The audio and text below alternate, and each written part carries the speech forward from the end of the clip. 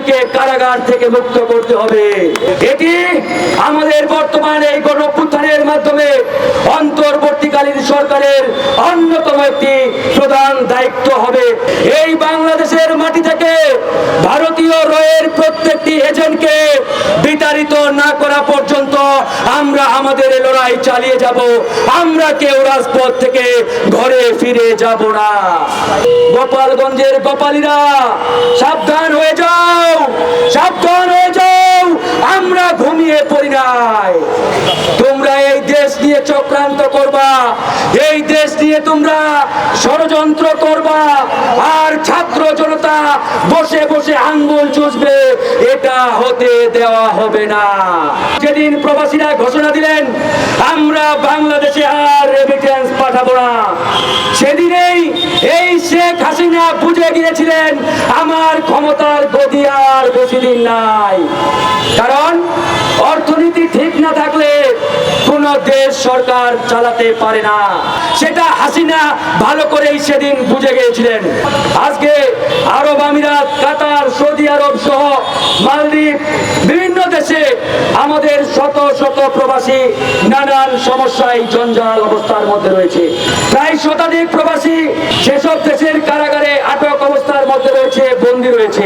আমরা যদি তাদেরকে মুক্ত করতে না পারি, তাহলে এই যে দ্বিতীয় মুক্তিযুদ্ধের মাধ্যমে এই বাংলাদেশকে আমরা স্বাধীন করেছি, এই স্বাধীনতা অপূর্ণ থাকবে, এই স্বাধীনতার পূর্ণতা আমরা ভোগ করতে পারবো না। একটা বার্তাই আমরা বলতে চাই, বলতে হবে, যে সকল প্রবাসী ভাইরা কারাগারে আটক রয়েছে, আগামী এক সপ্তাহের মধ্যে এই প্রবাসীদেরকে কারাগার থেকে মুক্ত করতে হবে।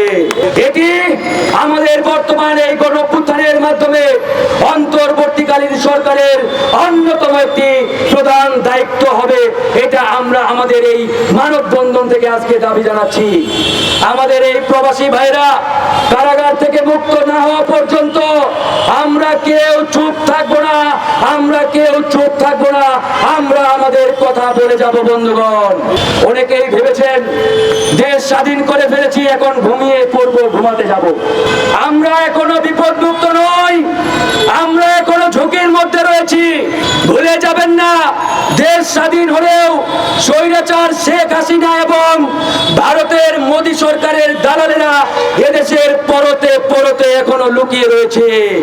এই ভারতীয় এজেন্ট মোদীর দালালদের এই বাংলার মাটি থেকে উৎখাত না করা পর্যন্ত আমরা কেউ বিপদ মুক্ত নই। এই বাংলাদেশের মাটি থেকে ভারতীয় রয়ের প্রত্যেকটি এজেন্টকে বিতাড়িত না করা পর্যন্ত আমরা আমাদের লড়াই চালিয়ে যাব। আমরা কেউ রাজপথ থেকে ঘরে ফিরে যাব না। ষড়যন্ত্র অব্যাহত রয়েছে। গতকাল আপনারা সবাই দেখেছেন, একটি জুডিশিয়াল কু করার চেষ্টা করা হয়েছিল। বিচার বিভাগীয় কু করে এই অন্তর্বর্তী সরকারকে অবৈধ ঘোষণার চেষ্টা করেছিলেন ভারতীয় রয়ের এজেন্টরা। আমরা এই তথ্য পাওয়ার সাথে সাথে ছাত্র জনতাকে নিয়ে আমরা সুপ্রিম কোর্ট ঘেরাও করে গতকাল এই মোদী সরকারের দালাল হাসিনার নিয়োগকৃত প্রধান বিচারপতিকে পদত্যাগ করতে বাধ্য করেছি। গতকাল দেখেছেন গোপালগঞ্জে আমার সেনাবাহিনীর বুকে তারা আঘাত করেছে, সেনাবাহিনীর গাড়িতে আগুন দিয়েছে। আমরা বলতে চাই, গোপালগঞ্জের গোপালীরা সাবধান হয়ে যাও, সাবধান হয়ে যাও, আমরা ঘুমিয়ে পড়ি নাই। তোমরা এই দেশ নিয়ে চক্রান্ত করবা, এই দেশ নিয়ে তোমরা ষড়যন্ত্র করবা, আর ছাত্র জনতা বসে বসে আঙ্গুল চুষবে, এটা হতে দেওয়া হবে না। আমরা বলতে চাই, আওয়ামী লীগ যদি আর একবার গর্ত থেকে বের হওয়ার চেষ্টা করে, তাদের বিষ দাঁত ভেঙে দেওয়া হবে। এই বাংলার মাটিতে আওয়ামী লীগের মতো অভিশপ্ত রাজনৈতিক দলকে কিয়ামত পর্যন্ত আমরা আর দেখতে চাই না। এদের নাম নিশানা মুছে ফেলতে হবে। সারা বাংলাদেশে আওয়ামী লীগের নাম নিশানা কেউ যাতে না নিতে পারে, সেটা আমাদের নিশ্চিত করতে হবে। বন্ধুগণ, সত্য, বস্তুনিষ্ঠ ও নিরপেক্ষ দৈনিক জনবাণী।